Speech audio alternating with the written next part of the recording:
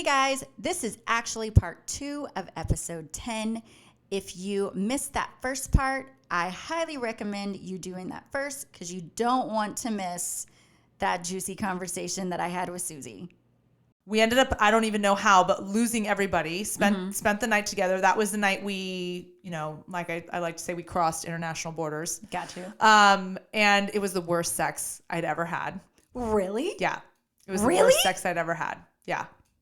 Go figure. My gosh. I think it was because we were drunk. It was difficult. It was. Well, that's, yeah. I don't remember being that wasted, but it was not a good experience. And I remember waking up the next morning being like, oh my God. And I dated, but I wasn't the type of girl to sleep around a lot because I'm like a germaphobe. Yeah. I hear you. That's why I always look at guys' hands because if they bite their nails, I'm like, that grosses me out. Okay. Because there's a bacteria gets in that shit. It's so gross. It's true. Yeah. I know. And so the next morning I remember rolling over and seeing him still laying there and I was just like, oh my God, this is agonizing. It was horrible. And then he rolls over and he's like, what are you doing? Come cuddle. And I was just like, cuddle? No guy's ever said that to me in the morning. Oh.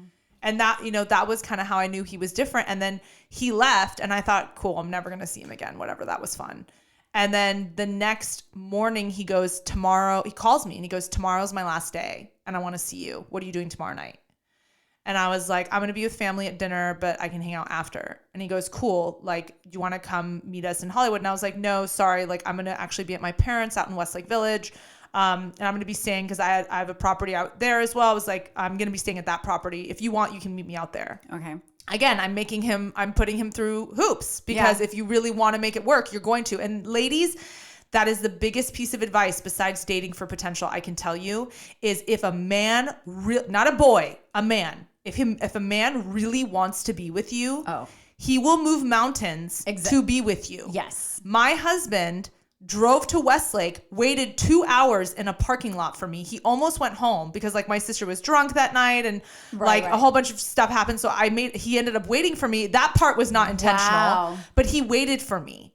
And we ended up spending the whole night together, talked until the sun came up. Aww. And then he went back home. And then when he went back to Canada the next day, he was like, okay, I need to see you again. When are you going to come see me? And I was like, I'm not coming to see you. Aww. And he's like, well, I just came and saw you. I said, no, you didn't. You came out here on a guy's trip. That's not the same thing. If you come out to see me, then I'll come out to see you. And he booked his flight that next day. And he came back out 3 weeks later. And then that was December. So January, February, March. And then 3 months later, we eloped.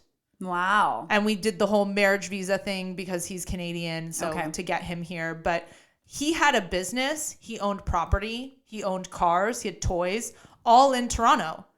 Wow. And he said to me at a certain point, I can't keep doing the back and forth. It's too hard. You're either going to come to me or I'm going to come to you. And I said, well, my father passed away a few years ago. I'm not going to leave my mom. My sister's up in the Bay Area. My business is here. I mean, no offense, but you want to live in 300 days of sun? I don't really feel like living in ice and cold. So you can come here. Right. And he closed his business there, sold his property there, moved everything here. I mean, the palm trees probably helped, but he moved across a country, not just across the country, but went into a different country to be with me. And it's not an easy ride. Our first year of marriage was really hard because we didn't live together. I look at people, I know people who are very religious who don't believe in living with their spouse until they move in together. And I'm like, buckle up because you're going to learn how different you really are once you move in together. Right. Because that whole thing, that cute thing that men do where and not all men, because some of you are very tidy. I've lived with very tidy men, but I don't know what it is. The hamper's in the corner of the room and your clothes are on the floor next to the hamper. Yeah, it drives me crazy. Put it in the hamper. Right. It is not rocket science. My kids are like that. It drives me nuts. But things like that bother each other. I grew up not wearing shoes in the house, but as an adult, I would wear shoes in the downstairs, but I just wouldn't wear shoes in the upstairs or in my bedrooms. Okay. And he's like, no shoes at all. Make people take them off outside or right when they walk in. And to me, that's a little anal, but you find your ebbs and flows. I'm very organized and neat, but he's OCD clean, not clinically OCD. He has to turn the light switch on 3 times, but when a cleaner comes to our house, he walks around and like takes his finger and tests if something has dust on it. Oh, and that's like so funny. It's crazy. Like Okay. he is, and that's where we learned how different we were. And then, the first couple years of marriage, and my therapist says it really well, they're really just a lot of hormones. Yeah. You're excited. You have all these thoughts and expectations in your head of what that's going to look like. Right. And it's, you're screwing like rabbits and you're having all this fun, but then life sets in. Right. And women, we're cyclical. We have a cycle. The moon is cyclical. Your hair, your skin, your nails change every 7 to 10 years, and we change. And so do our traumas. Wow. And your traumas have a cycle as well. Oh. Just like your body and your mind have places that they didn't know that they store things that you don't realize. Wow. Trauma can come back up. I mean, I'm not a doctor here, but a lot of this is my observation and from my life experience and from the things that I've seen. And I've traveled to a lot of countries and I've seen a lot of different people. I've had a lot of different types of relationships, and I truly believe that your trauma also has a cycle, and you can trigger each other, whether it's right away or it's down the line, and not even realize it. Wow. And then that's what happens. And then you get to that, you hear the 7-year itch. Yeah. I understand why that's a thing now. Wow. Because I believe that your trauma and whatever cycle you're in your life, it brings up past experiences to the surface. Wow. And then something happens and it triggers one of you. And then all of a sudden stuff that was working doesn't work anymore. Right. Yeah. I mean, you were married for how long? 20. So 20. What do you have to say about that? Oh Lord. How do you feel about the cycles and stuff like agree. that? I totally agree with that. We were married for 20 years, and it's kind of like you go through, it's almost like every 5 years. Yeah. That makes sense. Every 5 years, it's a little different. Because technically 5 years ago, it would be 6 years ago that he wanted to leave. And then 5 years later is when we really, he left. Wow. So it was like we were trying to work on it 5 years ago, went to therapy and everything. And he changed. Like there was a 180, but obviously. How, just out of curiosity, was the 180 quick? Very. Yeah, quick. That's when it doesn't last. Very quick. True change is going to take a long time. I agree. And there was a reason why there was that quickness. Because, he experienced something that was, scared the shit out of him. And he came back and was like, oh my gosh, I love you. You're my soulmate. You're this, I want to work it out. But it's because of an incident. There was something that happened and scared him. And that was the 180. See, and that's coming from a place of fear. That's not coming from a place of authenticity. I agree. Yeah. I agree. And so that happened 5 years. And then 5 years later, we're back at where we were 5 years ago, wanting to leave. So back. It's just, and obviously there's just a lot of things that went on. Lots of trust just demolished. It's just gone. There's nothing. Yeah. Once trust is gone, whether you're married or you're dating, once it's gone, it's hard. What's that saying? It's like a piece of paper. Once you crinkle it, you can open it back up and make it flat again, but you see all the lines. You see all the lines. Exactly. Yeah. You see the broken. It won't be the same. And obviously there were things that he did that, we would try to work things out or, get better as far as trust, but it just, and there's just too much hidden stuff. And that really is the biggest thing. Mm-hmm. And then to make that work, that other person is going to have to do a lot to gain that trust back. Like a lot. Oh yeah. So I don't think my ex, just isn't willing to do that, It's a lot. It's really a lot. You have to be regained. You have to really want it. Like that's the thing. It's like, it's not about, I'm not willing to do it. You don't want it. Right. You just don't want it. You don't want it. Yeah. And instead of romanticizing the potential of what it could be. Exactly. You did the right thing for yourself. Exactly. And I that's had to why do I honor that. You for that. And I had to do that. A lot of women wouldn't do what you did. A lot of women would stick it out. I have stuck it out. I've been in the past. I got cheated on. I took him back like an idiot, thinking like, oh, it won't happen again. Ladies, if he cheated on you once, he's going to do it again. I'm just Yeah. letting you know. It's just, Yeah. it's really just, it's in college. My thesis was actually on infidelity. Really? Yeah. I went around and I interviewed like almost 1,000 students on campus. Wow. And I was studying infidelity, and I wanted to understand why people cheat. Okay. Because I didn't have a good example of what marriage was. Before I met my husband, I didn't believe in getting married. I had no plan or intention of getting married. I never was the kind of girl that grew up thinking, I can't wait to be married. I wanted to have a career. I wanted independence. You know, a lot of that comes from my specific upbringing. I grew up in a Middle Eastern home where the woman's subservient. My dad had a lot of power, a lot of wealth, and people respected him, and he really disrespected my mom in a lot of ways. Okay. And it was a hard pill to swallow. And I just remember my mom looking at me at a very young age being like, don't be like me. Wow. Make your own money. Have your own things. I had a home before I met my husband. I had my own before I met him. And that was really, I was very independent. And so that, you know, and even being independent in college, I ended up with a guy who ended up hitting me. Like, wow. It's cycles, you know, like in my head, I was like, oh, but he could be so great. Like in my head of what he could be, where it wasn't right in front of me, but I kept focusing on the potential of what it could be. And I kept holding myself back. Yeah. Wow. You know, and even now in my marriage, I have to say to myself, like, okay, Suzi, what do you need? What do you need? Versus like, what does he need? What do I need to do for him? What's the potential of what this could be? No. Stay in your lane. My mentor gave me a really good analogy of marriage. He was sort of like, it's like two cars driving on a highway. And there's always one that's going faster than the other. Yeah. You're not ever always going at the same pace. Sometimes one's going faster, sometimes one's going slower. And a marriage, you really want to try to bring, if you're the one going faster, you want to try to bring the person that's going slower kind of up to speed. Got it. Or if you're going too fast, maybe the person slower is going to try to help bring you back down a little bit. But you stay in your own lane. That's good. That's the key thing here. It's not about being codependent. Right. Or completely independent. It's about being interdependent. That's where so good. You stay in your lane, but you might be on the same path. That's good. You could be on the same, you can be both going on the 101, but you're in your own lane. Yeah. And you don't project. You could be side by side. Yeah. But you could be going the same speed and that's fine.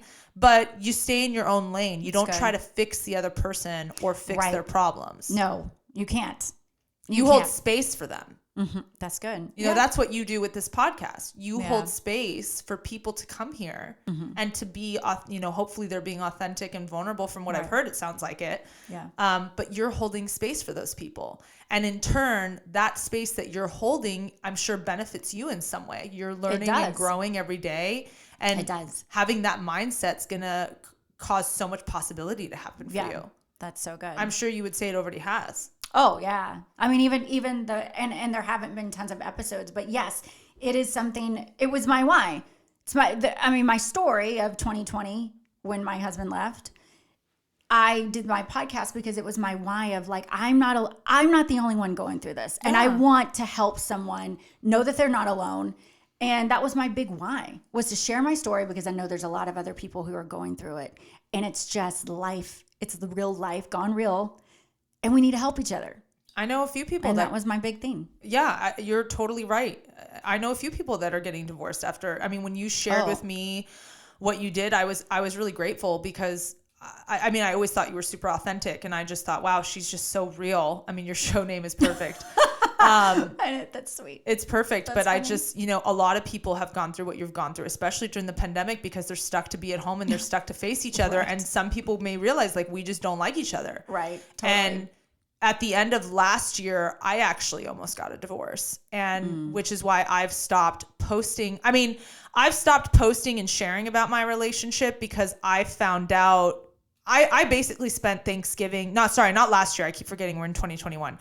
At the end of 2019, I spent Thanksgiving and Christmas alone. Wow. And it was really, really hard. Our issues are not that either one of us looked outside the relationship. Our issues are that we are two people who are workaholics who put our businesses first, and then we put ourselves last, and then in turn also put each other last. Wow. And we're both crying for attention. We're both crying for the same thing, but we're not giving it to each other, and we're not being intentional, and we're expecting, keyword expecting, the other person to fill that role that we have in our head, that whatever that potential, whatever that is in our head that we've created meaning and attached meaning to, we're expecting them to take care of that for us. Wow. And I was doing that. I take responsibility, and he was doing that. And I always say to any of my friends who are engaged, I say, it's really important for you to define your roles in the relationship, whether it's a marriage or even a friendship. I always say, that's good. Like, one of the best questions that was ever asked was, what does being a wife mean to you? What does being a husband mean to you? How would you define that?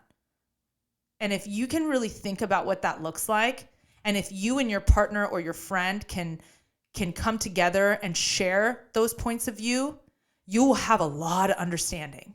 Because if your definition of a wife is someone who stays at home, who cleans the house, who cooks dinner, who takes care of the kids, right, and does the laundry and folds the sheets and irons your suits and all that stuff, if as a woman, if that's your definition of a wife, if that's the kind of wife you want to be, okay, there's nothing wrong with that. Right. But if his definition of a wife is, I want someone who works, who brings in income, because I mean, we're 2021 now. Yeah. Women want to be equal, but you don't want to pay the tabs, some of you. So that's a whole nother subject. That's a whole nother subject we can talk about. I'll go into that gladly. That was good. But if his definition of a wife is someone who is an equal contributor financially, then you are on two different planets. And you are bound for disaster at some point. Whenever that cycle comes up in your relationship, you're going to have issues. Wow. Yeah. And if his definition of a wife is someone who stays at home, cooks and cleans and takes care of the kids, and your definition is that you want to have your own business, you want to have your own things, and you come together and you're supposed to be this equal, dual income earning household, then you're going to have problems. Right. Yeah. And even with friendships, like, if you're my friend, if you're in my inner circle, I tell you that, like, my definition of a friendship is someone who comes to me if I've, like, done anything. If I've ever done anything, or if I said something that rubbed you the wrong way, I want to learn. So please tell me. That's good. Yeah. I really want you to learn. Because if you don't, to me, that's you not being my friend. Because if I have to hear that you're mad at me from somebody else, you're not being a friend to me. So I'm telling you, this is my definition of a friend. To come to me. Talk to me. So it's like you're basically setting the groundwork for the expectation. That's good. Because we attach ourselves to these expectations. We do. I don't know why. I don't know why people do that. It's cultural. It's societal. Like, women, you take it down to the basics. What do women play with when they're kids? Barbies, yeah. Play house, Dolls. Yeah. Dolls, True. Polly Pocket, Yeah. Microwave, easy bake microwave oven. What do boys play with? Well, usually Tonka trucks. Right. Yeah. They play in the sand with buckets and shovels. Yeah. Figurines, like action figures. figurines, G.I. Joe. Right. They resemble independence, autonomy, strength. Oh, yeah. That's where we're being, that's what's happening. And so then we're being sort of primed to fill these roles when really they may not have been the roles we wanted to fill to begin with. I mean, True. I knew that I never wanted to be a stay-at-home mom and take care of kids. I knew I always wanted to have something for myself. Okay. And luckily, I didn't know that. Yeah, and that's okay if you don't. I didn't know that at the beginning because, one, I got married young. I had just turned 21, guys. Oh, wow. I had been 21 for 3 weeks. Wow. So I was a baby. So I didn't even know who I was. My ex-husband, he was 24, almost 25. So he didn't even know who he really was. He didn't know who he was. I realized after I had my first Ava, I started realizing, I wanted more than just being a mom. I loved being a mom, but I had a hole in me. There's something more that I'm supposed to do. There's something more. And that's always been in me for a very long time.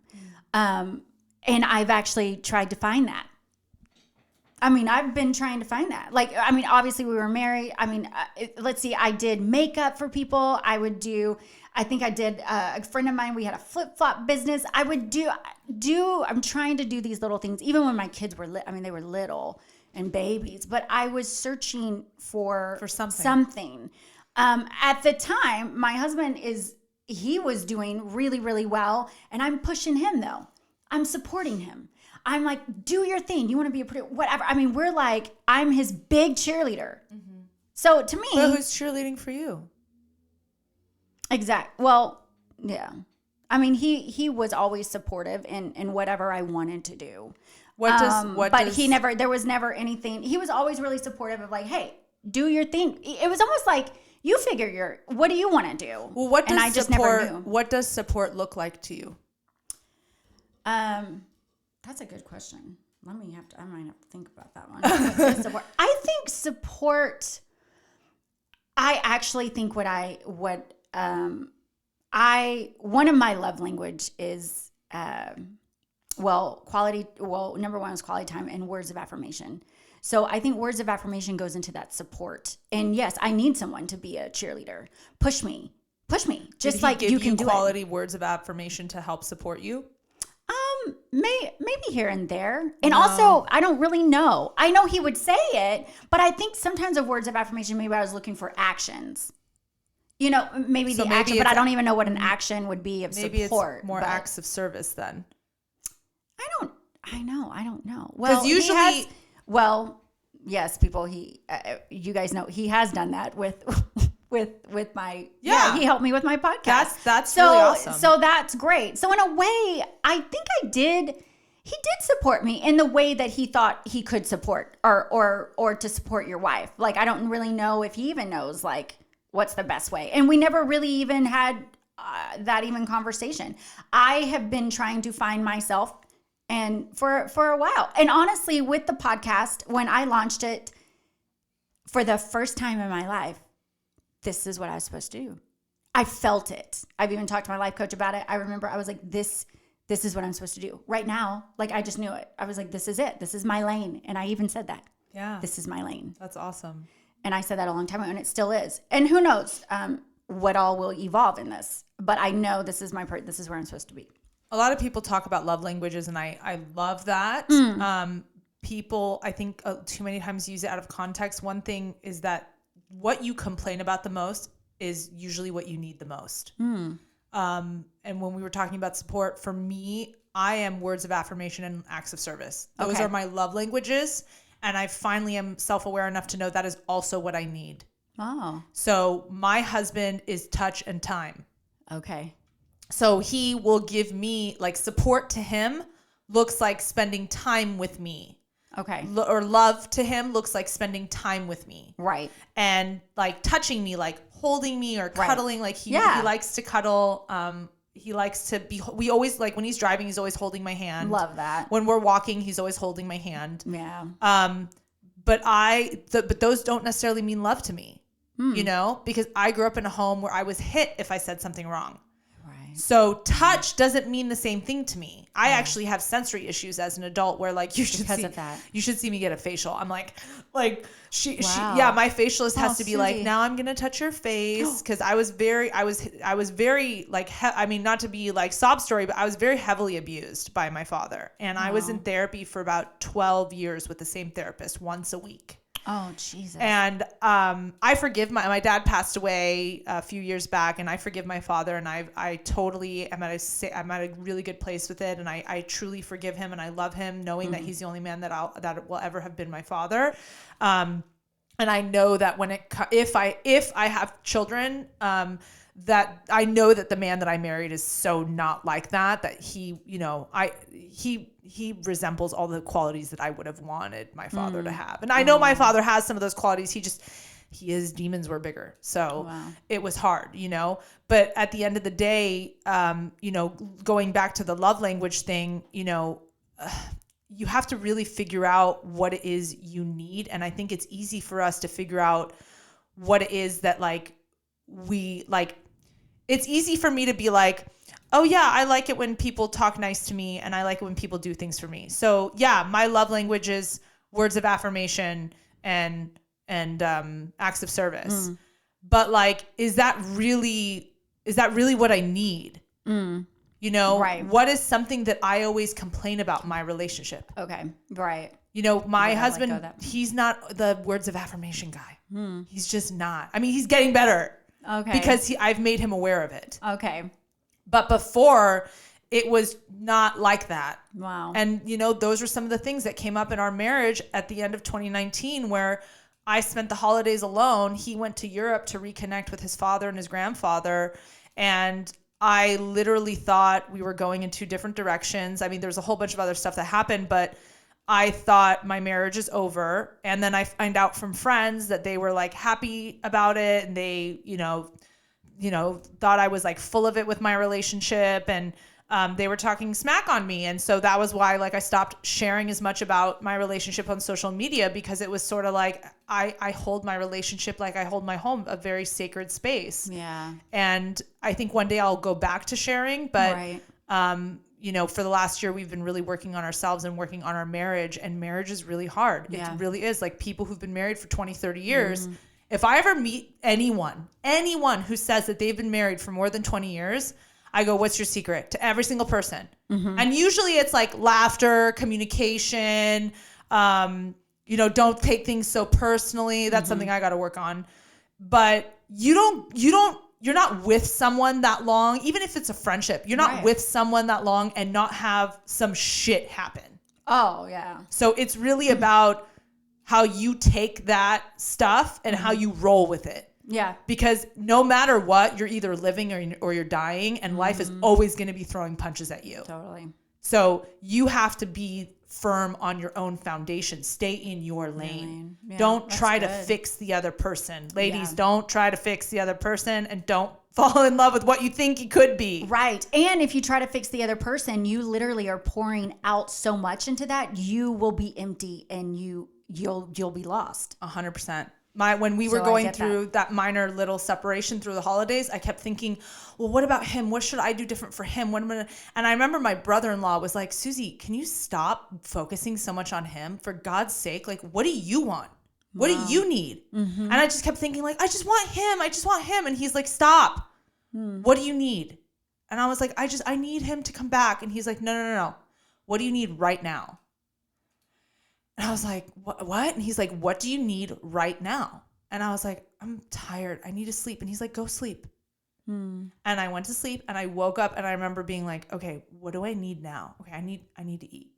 What do I need now? I need water. What do I need now? I need to go for a walk. And just those little, what do I need? It's something. And I think as moms, I'm not a mom, but I think moms are guilty to this because moms are so quick to moms are the modern day super people. You put your kids first and it's so admirable. And I love seeing that. But at the same time, I know you do it to your own detriment because I see so many moms put themselves on the back burner. And I'm probably going to eat my words one day if I ever become a mom.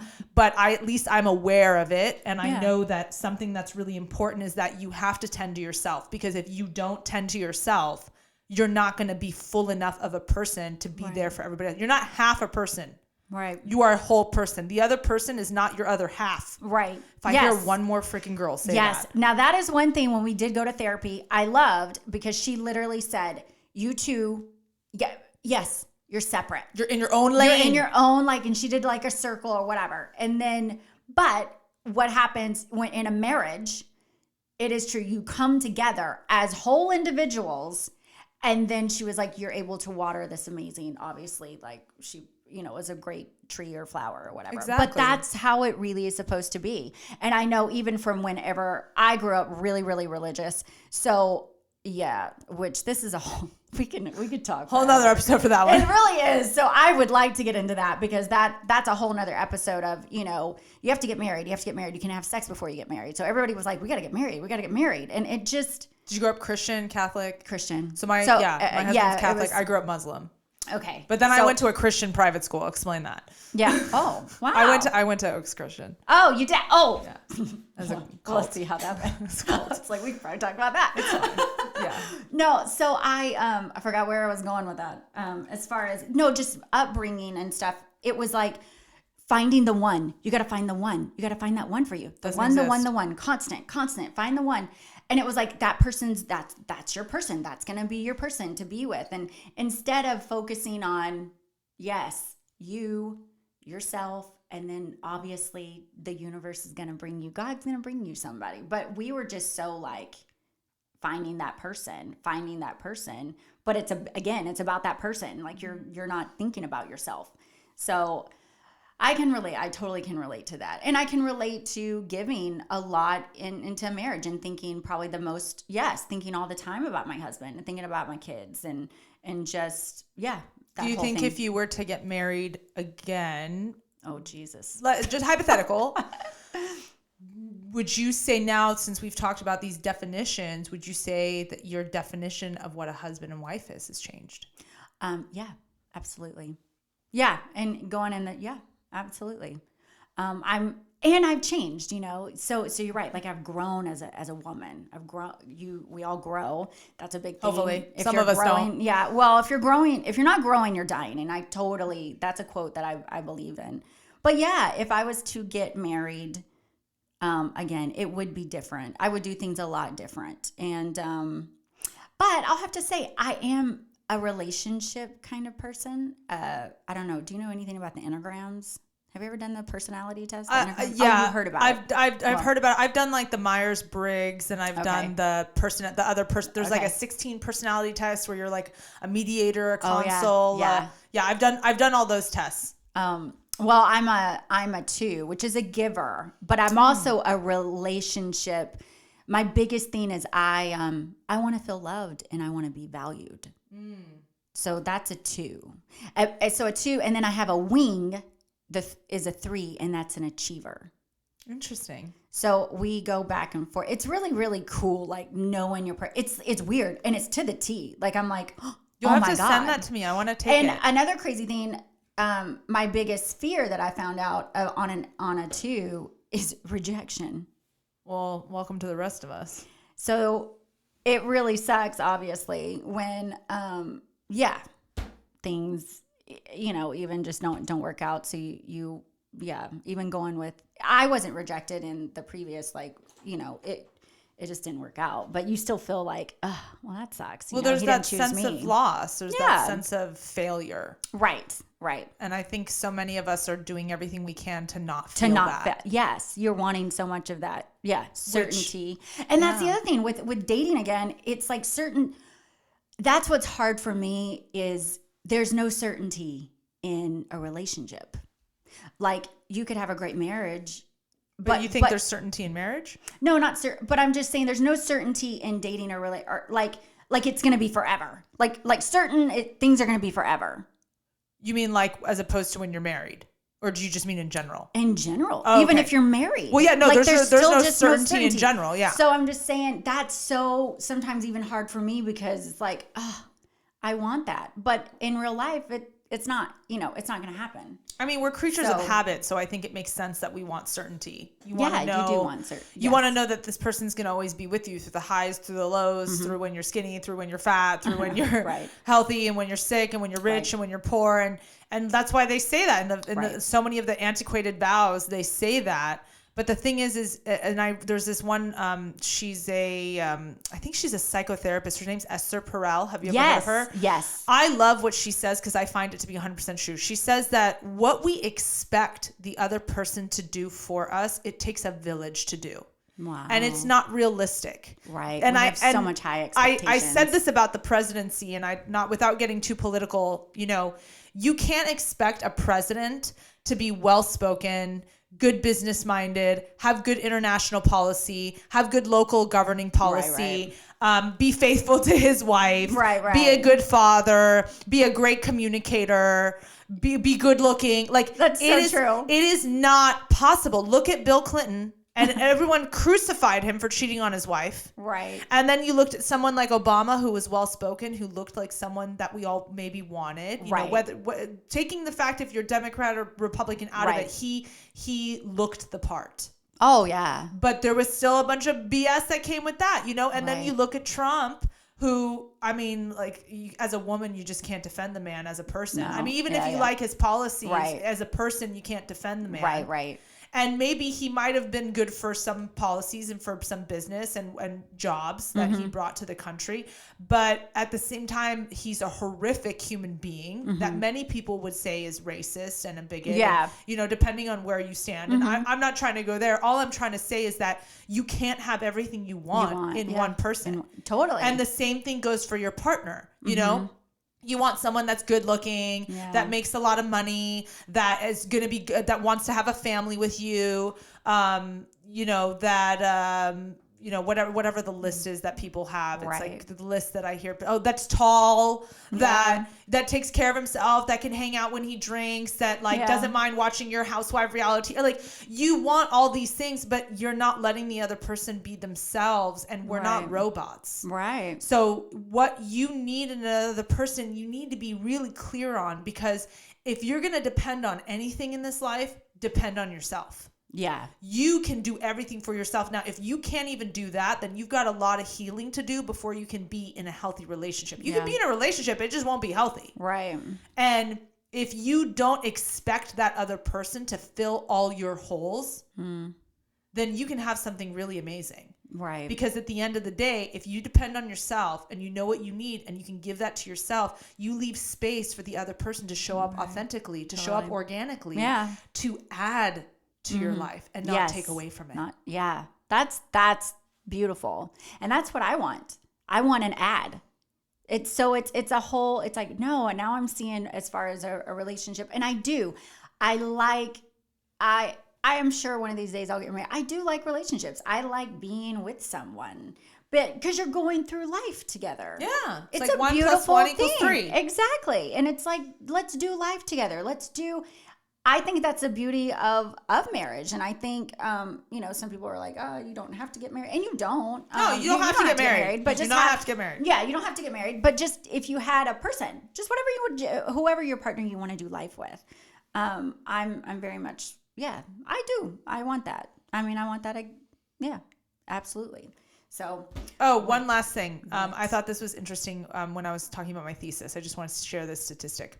So keep in mind, this was in 2010, but at that time, men were 50% more likely to remarry within the first 2 years of a divorce marriage. Wow. Okay. And women were, at that time, 50% less likely to ever remarry again. Wow. This was 2010, so it's going to be different now. But I'm curious what it is now. I think it's interesting. I think it shows that men really do need women, Wow. Yeah, they need they need a partner. Yeah. I think that's how we're really naturally programmed. Totally. So that's real. I'm curious what the numbers are now. Yeah, I'd be curious to know what that is now too. I'm curious about that. Wow. Okay. Well, we're going to wrap this up. And that was an amazing, amazing episode. I really hope you guys have taken some nuggets from this and just have enjoyed this conversation. We talked a lot about a lot of things, but you really, really opened up a lot. And I really like everything you said. And I think whoever's listening to this, I think it'll be great. And there's a lot of people who need to hear all of this. And I think it'll help. I think we have a lot. I think it'll help a lot. Hope it doesn't go in one ear and out the other. Like, hear it, receive it. Don't just hear it. No, I think it'll be great. Like, stop looking at what it could be. Just look at what's right in front of you. Right. Yeah, totally. I love that.